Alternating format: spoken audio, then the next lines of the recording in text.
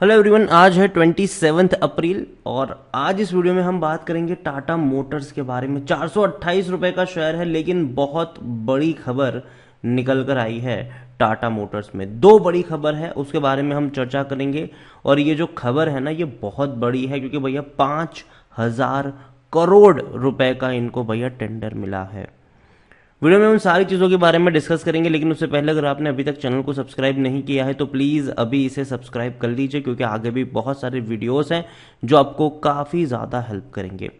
तो टाटा मोटर्स 427 रुपये पर ट्रेड कर रहा है। हल्की सी गिरावट ज़रूर है, मार्केट में आज बहुत बड़ी गिरावट थी। टाटा मोटर जहां शुरू हुआ था वहीं पर ट्रेड कर रहा है। इस बीच 460 रुपये तक भी पहुंचा था, टूट के बिखरा ज़रूर, फिर तेज़ी दिखाई, फिर टूट गया। यहाँ पर एक साल में देखेंगे तो काफी ज्यादा उठापटक से गुजरने वाला यह शेयर जरूर रहा है। एक साल में टाटा मोटर्स की अगर हम बात करें तो पिछले एक साल में 42% का ग्रोथ है। अब देखो, तेजी बहुत बड़ी आई थी, लेकिन 550 रुपए तक पहुंचने के बाद जैसे कि अब इसके हाथ पैर ठंडे होने लगे हैं और अभी लंबा वक्त बिता रहा है। और मैंने बहुत पहले कहा था, जब ये इस प्राइस पे ट्रेड करा था 500 रुपए के आसपास, मैंने कहा था कि अब इस रेंज में ये लंबा वक्त बिताने वाला है, तो पेशेंस रखना जरूरी है। ठीक है। और मैंने ये भी कहा था कि चाहो तो आधी प्रॉफिट बुकिंग भी कर सकते हो। मैंने पहले भी कहा था कि 450 रुपए से ऊपर मैं इसको नहीं खरीदूंगा, लेकिन अगर उसके नीचे आएगा तो मैं जरूर सोचूंगा इसके बारे में।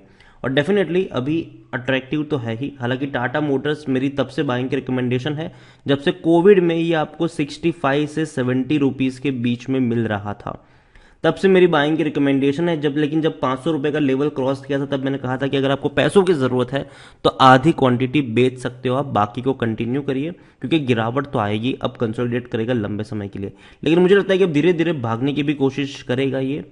बड़ी खबर जो है वो ये है कि Tata wins record contract for electric buses worth 5,000 crore.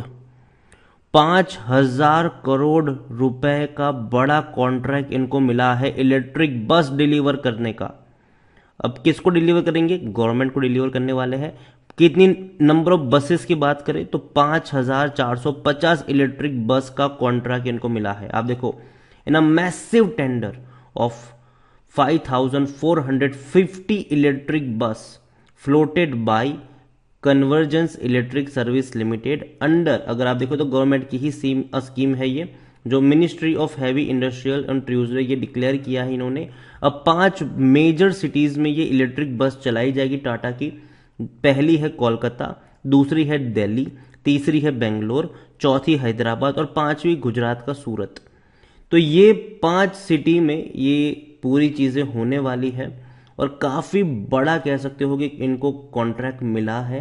अब देखिए, अब bidding was conducted across 5 category that includes 12 metre low floor AC and non AC buses.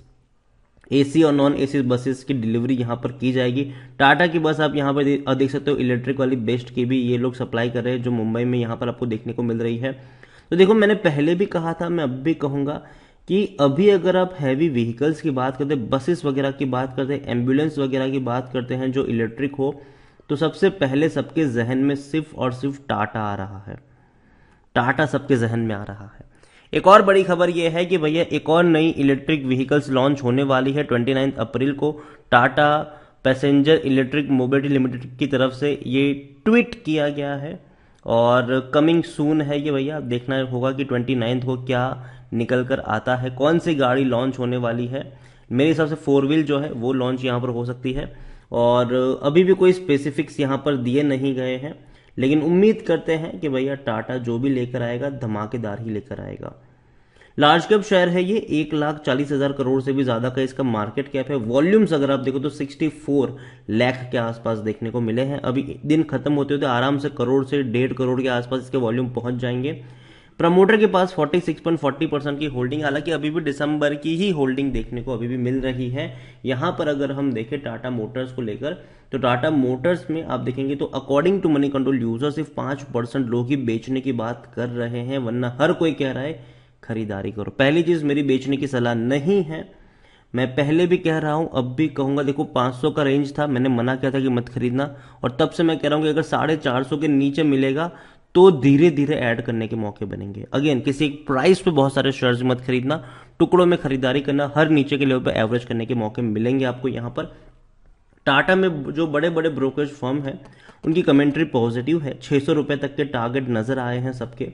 यहाँ पर अगर आप देखो तो लेटेस्ट ट्रांजैक्शन जो हुआ था इनसाइडर के द्वारा वो 2021 में हुआ था, प्रमोटर ने ही बहुत सारी क्वांटिटी खरीदी थी, उसके बाद कोई ट्रांजैक्शन अभी तक हुआ नहीं है। रेवेन्यू इनके टूट रहे हैं लेकिन अब रेवेन्यू इनके बढ़ेंगे, क्योंकि अगर टाटा मोटर्स की मैं बात करूं तो 72,000 करोड़ तक का इनका रेवेन्यू दिसंबर क्वार्टर में देखने को मिला है, लेकिन कंपनी अभी भी लॉस में है। देखो शेयर प्राइस भले ही बढ़ रहे हो लेकिन कंपनी लॉस में है। रीजन सिंपल है कि बहुत ज्यादा खर्चा कंपनी कर रही है, कंपनी अभी भी प्रॉफिट में नहीं आ पा रही है। डेफिनेटली इनकी गाड़ियों की बिक्री जो है वो काफी हद तक बढ़ी है, लेकिन कंपनी अभी भी प्रॉफिट में नहीं है, क्योंकि खर्चे जो इनके हैं वो बहुत बहुत बहुत ज्यादा देखने को मिल रहे हैं। टाटा मोटर्स की मैं बात करूं तो खरीदारी का सही मौका है, क्योंकि शायद ओवरबोर्ड जोन में नहीं है, कोई भी रेड फ्लैग नजर नहीं आ रहा है। 74% एनालिस्ट कहते हैं खरीदारी करो। होल्डिंग जैसे कि मैंने कहा आपको कि जो मार्च की होल्डिंग आई है वो ये है कि 46.40% की होल्डिंग आपको देखने को मिल रही है प्रमोटर के पास। कोई ज्यादा चेंजेस नहीं आए हैं, जितनी पहले थी उतनी ही है। 6.47% की होल्डिंग म्यूचुअल फंड के पास है, जो पहले 6.52% थी। डोमेस्टिक की 7.11% की होल्डिंग 7.91% खरीदारी करी है डोमेस्टिक इंस्टीट्यूशन ने, जो बहुत अच्छी बात है। एफआईएल्स की 14.57% की होल्डिंग 14.45% है, हल्की सी बिकवाली है। रिटेल इन्वेस्टर की अगर आप देखो तो उनकी और अदर्स की 25.39% की जो होल्डिंग थी वो 24.76% है, मतलब बिकवाली हुई है, हल्की सी बिकवाली हुई है, ज्यादा बड़ी बिकवाली नहीं है।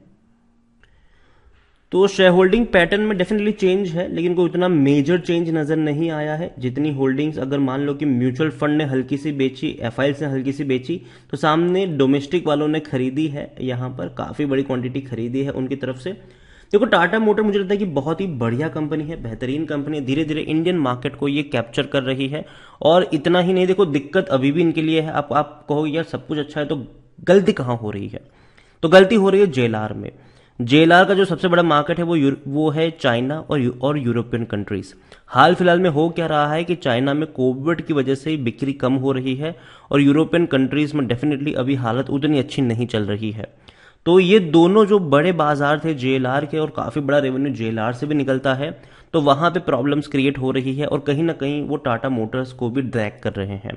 दूसरी ओर सेमीकंडक्टर की शॉर्टेज देखो इनकार नहीं कर सकते, लंबे समय से चली आ रही है और इंडिया में डेफिनेटली अब नेक्स्ट फेज ये आने वाला है कि भैया सेमीकंडक्टर का जो प्रोडक्शन है वो इंडिया करेगा आने वाले दौर में, लेकिन वो लंबा प्रोसेस है, अभी तुरंत ऐसा कुछ नहीं है इनके लिए। तो मैं यही कहूंगा कि देखो गिरावट है, डेफिनेटली गिरावट है, लेकिन मेरे हिसाब से खरीदारी के मौके इसी गिरावट में बनेंगे। जब कोविड में टूट रहा था, हर कोई डर रहा था, मैं यही कहूंगा कि मार्केट में गिरावट है, गिरावट का जो फेज होगा वो टेम्पररी होगा, लेकिन जो ग्रोथ का जो फेज होगा वो परमानेंट होगा। वीडियो को यहीं पे एंड करूंगा, पसंद आया हो तो लाइक कर, शेयर कर, चैनल पर अगर पहली बार है तो प्लीज सब्सक्राइब करें, और टाटा मोटर्स के बारे में क्या सोचते हैं वो भी आप मुझे कमेंट में लिखकर बता सकते हैं। Thank you.